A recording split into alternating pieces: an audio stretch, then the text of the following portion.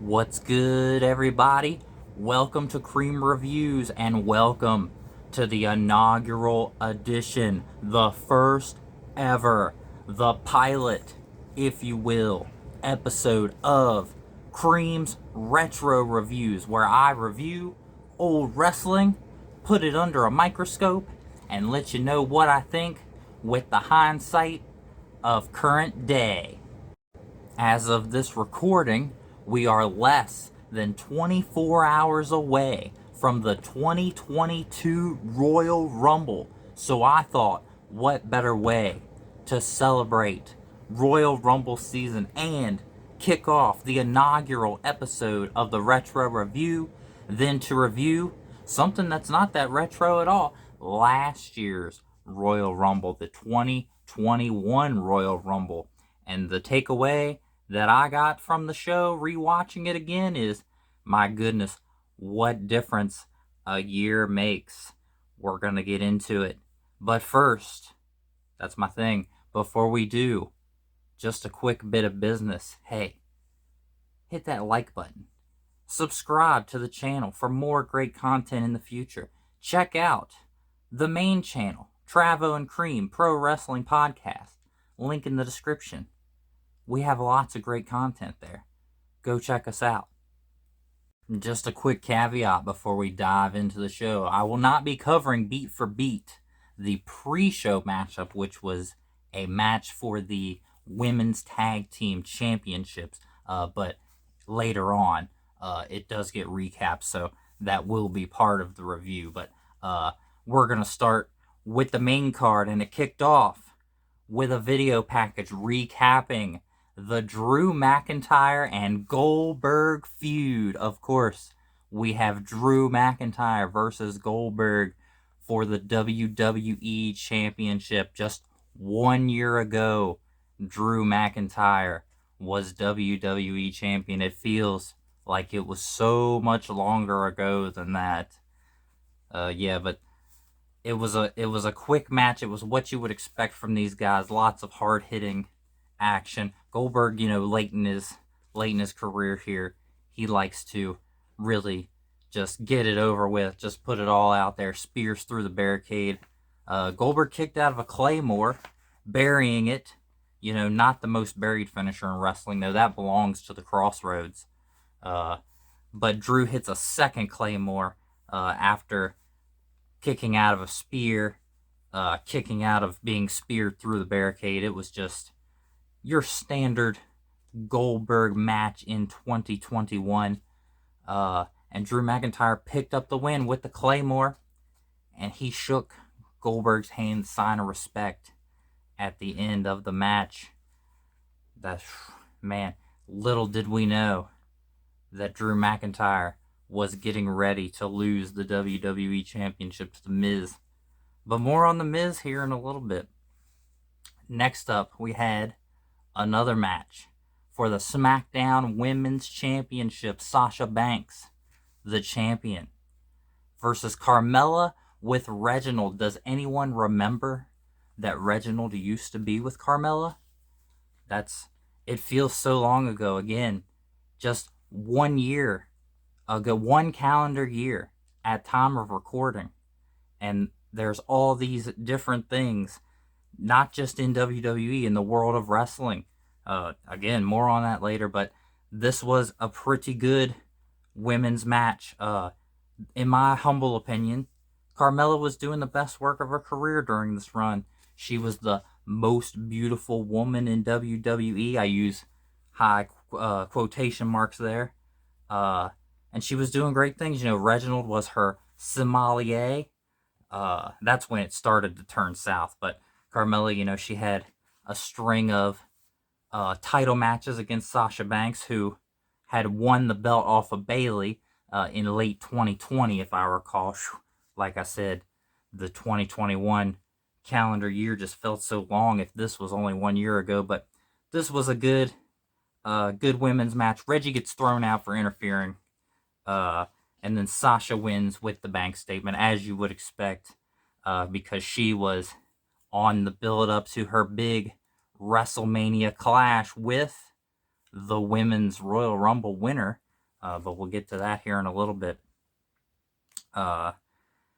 Next up, we had a backstage promo. Big E and Xavier Woods. They're standing back there. Woods had just lost to Retribution. He was feuding with Retribution, if anyone remembers who that actually is. Very, very forgetful stable, but it did happen, and it was just 1 year ago that they were still a thing. But yeah, so Big E was taken up for his friend Woods. He was tired of him getting embarrassed by Retribution. Sami Zayn interrupts. Of course, this was hot off of losing his Intercontinental Championship on Christmas Day to Big E, Christmas 2020. If I remember correctly, this is all off the dome. This is just me being a fan, just remembering it as I remember it, with no, proof of historical accuracy. But he says, pretty much, he's going to win the Rumble because the conspiracy is over. The conspiracy against him is over. But no, Kofi scares him from behind. Kofi's injured and can't be in the Rumble, so he will be there for his New Day brethren in spirit. This was like a month after Mr. Brody Lee had passed away, so the New Day had sweet, sweet, sweet Brody Lee tribute ring gear, and it was very good looking. Next up, one of my favorite parts of the show, I remember it vividly. Bad Bunny performs his song Booker T. Special guest Booker T, standing in the middle of the stage with his arms crossed, looking like a county badass. This just set up more stuff later, but it was a good performance. I really like Bad Bunny. More on him here in a little bit. Not a whole lot of matches on this card, because it was taken up by the 2 Rumble matches, and the first one of which kicked off the Women's Royal Rumble match. Number 1 entrant, Bayley, the role model. Number 2 entrant, Naomi. They brawl for a little bit. Number 3 entrant, Bianca Belair. Number 4 entrant, Billie Kay. Billie Kay just kind of hangs out at commentary. She's trying to find a partner, was her story going into this event. She's got headshots, resumes, stuff like that. She is trying to find a partner and had been very unsuccessful up until that point. So she waited at the announce desk for somebody to team up with her, and every time a new person came out, she would go up to them and see if they would team up with her. Number 5 of which was Shotzi, who was Shotzi Blackheart at the time. She hadn't lost her last name yet. She shot her Nerf projectile out of her tank at Billie Kay, so that was a no. Number 6 was Shayna Baszler. You knew that was a no. She beat Billie Kay down. Number 7 was Toni Storm. She turned Billie Kay down. Number 8, a returning Julian Hall. Who remembers Julian Hall? JBL's image consultant, I believe she was. She comes down singing, because that was her gimmick late in her career, I guess. Billie Kay pitches to her, Billie and Julie. And she loves it, so they team up and they enter the Royal Rumble. Billie Kay is finally in. And that's about as much story progression as we get to this point. Number 9, Ruby Riot. Yeah, it's in January 2022. It is weird to say Ruby Riot. This was just 1 year ago, remind you. Gonna keep saying that. It's just so hard to believe. Number 10 was Victoria, returning legend. Nice, that was a good one. I do remember that. Number 11, Peyton Royce, and we do have a bit of an Iconics reunion for a little bit. Number 12, Santana Garrett, now of AEW Women's Division fame, I do believe so. Number 13, Liv Morgan. She came down and helped Ruby who they were a tag team, I believe, at the time. If I remember correctly, like I said, memory, just trying to remember it all. Number 14, Rhea Ripley, the Nightmare. She comes down. She pretty quickly eliminates Toni Storm, her old nemesis from NXT UK. Number 15, we had Charlotte Flair. Yeah. Number 16, Dana Brooke. 17, returning legend Tori Wilson. Number 18, Lacey Evans, who was feuding with Charlotte over Ric Flair. And this was a weird storyline, and I'm so happy that they dropped it because it was getting really awkward. Lacey Evans still hasn't returned, but she did have pregnancy, so I can see, you get 9 months plus how much ever time, you need, so I can understand why she's not back yet. But she might, dark horse chance, and not an official prediction, but she could make a return in this year's Royal Rumble match. So stay tuned for that. Cream is also going to review this year's Royal Rumble. So stay tuned for that. Hit that subscribe button. Number 19, Mickie James. She was still on the roster. She hadn't received her release and received her stuff in a trash bag yet. One of the craziest controversial things of 2021 wrestling. Number 20, Nikki Cross, pre-superhero, pre-Nikki ASH, with her crappy theme music. Why did they get rid of the Sanity theme and give her that, I don't even know, Shania Twain wannabe theme song? But she went in. Number 21, returning legend, Alicia Fox. Hit me up in the comments if you remember that. After she comes in, the 24/7 division comes down. R-Truth forgets what Royal Rumble he's in. He comes down. The whole division chases him. Alicia Fox wins the 24/7 championship.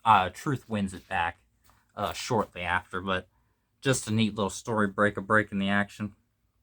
Number 22, current NXT Women's Champion Mandy Rose. Again, this was only 1 year ago, and some people's careers are just so different. It's so hard to believe. It feels so much longer ago than just 1 year.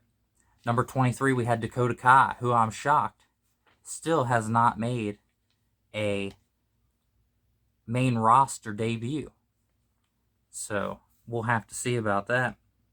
Number 24, Carmella, after losing the title match. I kind of feel like if you're in a match on the Royal Rumble pay-per-view, of course there is exceptions, but I kind of feel like you shouldn't be allowed to be in the Rumble match like you've already been on the card. Sorry, man. Especially if you've had a title match. Like, hey, man, you've had your shot. Next challenger. Number 25, Tamina. Ain't none meaner than Tamina. This was before her and Natalya teamed up and won the Women's Tag Team Championships at WrestleMania, and everybody got so hyped for it. Number 26, Lana. I miss Lana. She had a great performance, actually.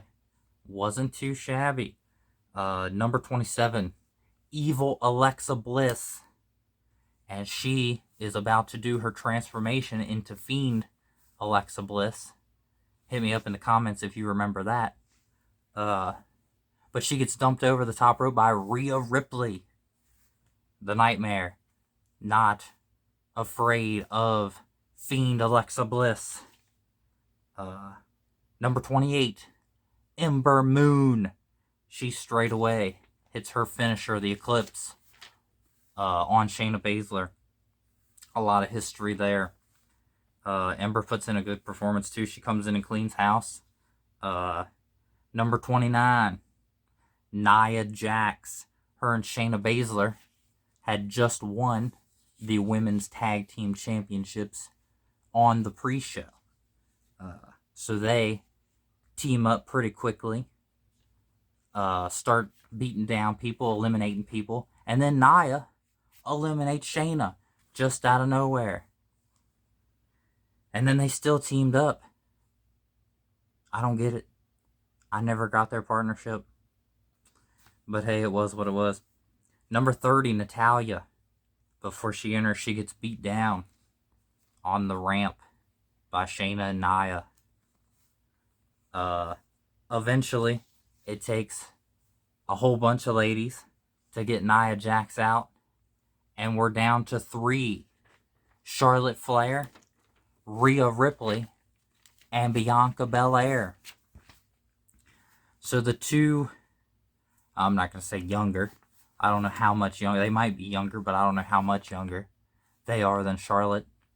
But they pretty much team up to take her out of the match. It took both of them to take Charlotte out. That's how supercharged Charlotte is. So, final 2, Bianca Belair and Rhea Ripley. And they had some good action. They had some good back and forth. Bianca, as you know, as you remember, maybe one of the things you actually remember from last year, Bianca eliminates Rhea in the closest thing I've seen to the John Cena Batista Royal Rumble finish. Wins the match and is going to WrestleMania. She gets an in-ring interview afterwards. And kind of had a problem with this. You know, it was a great show overall, but,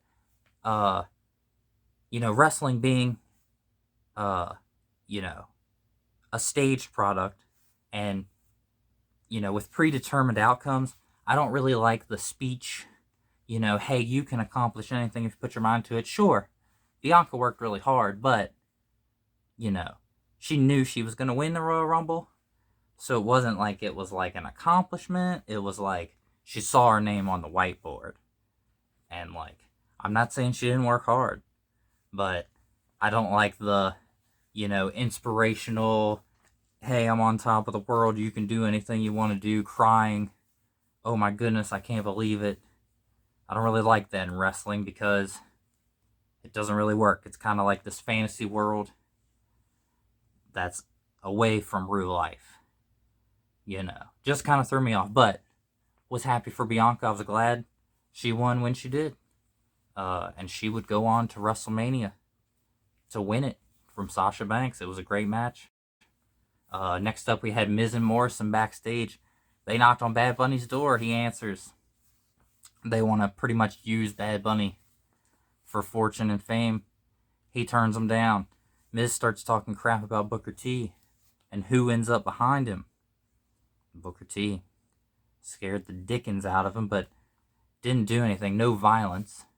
And Morrison just bailed on him. He was like, oh, he said it.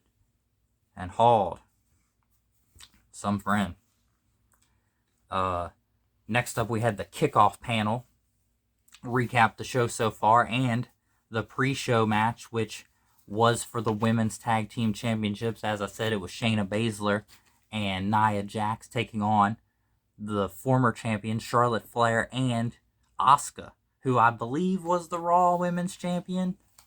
Possibly. I don't remember the Raw Women's Championship match. Oh, it might have been Asuka versus Rhea Ripley, actually. And I may have gotten that prediction wrong. I may have picked Asuka. And Rhea won. So crazy how both finalists in the Royal Rumble went on to win gold at the following Mania. And it was all within the last calendar year. That's what's just so mind-boggling about it. Yeah, so they recap all that. R-Truth interrupts. He's just saying things.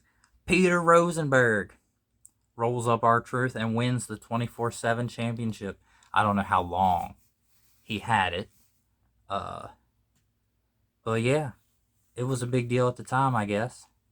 You know, he's a big-time sports radio personality out of New York. Yeah, so it was probably pretty annoying for however long it lasted if you listen to talk radio. Next up, we had another match. Roman Reigns versus Kevin Owens for the Universal Championship in a last man standing match. Now, this is the match that you remember for the referee stopping the count while Roman was handcuffed to the support beam backstage. Because he definitely would have got counted to 10. But what you should remember this match for is Roman Reigns hitting Kevin Owens with a golf cart full speed. It was brutal. This was a brutal match. This was good, though. The whole night had great wrestling. This match was no exception. They went inside, outside, crashed through the stage, went backstage, like I said, handcuffed. Kevin Owens handcuffed Roman to one of the supports to the stage to try to get him counted out, but I guess they didn't think it through, and in hindsight, Heyman had trouble getting the cuffs undone. Before the count of 10, though, Roman threw the first referee, into the stage to break up the count. Then the second referee came in and started counting and stopped. That's the one that everybody remembers, that's all over Botchamania and whatnot. Fun stuff. Roman retained, and he is still on the same Universal title reign heading into the Royal Rumble. So we'll have to see how that goes. Like I said, stay tuned for that review.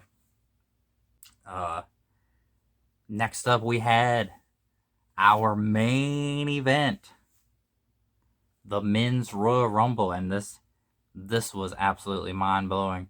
Samoa Joe joining commentary. Samoa Joe has been gone less than a year, but it feels like 10, honestly, since the last time I've seen him. It was announced before the show that Edge was going to enter number 1 and Randy Orton was going to enter number 2, so we already knew who the first 2 entrants are. Number 3, Sami Zayn. Orton and Zayn team up on Edge. Number 4, the leader of Retribution, Mustafa Ali. He also continues the beat down on Edge. Number 5, Jeff Hardy, the charismatic enigma. He finally evens the odds a little bit. He helps Edge a bit. Number 6, Dolph Ziggler. Number 7, Shinsuke Nakamura, pre-Boogs. No Boogs with him yet. Number 8, Galito, Caribbean Cool. You know what cool is? I'll show you what cool is. Returning legend. It was hype.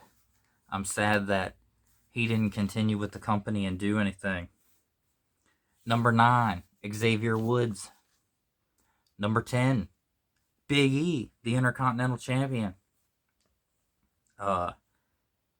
Let's see. It was at this time Mustafa Ali eliminated Woods, and that fires up Big E, and he eliminates Mustafa Ali.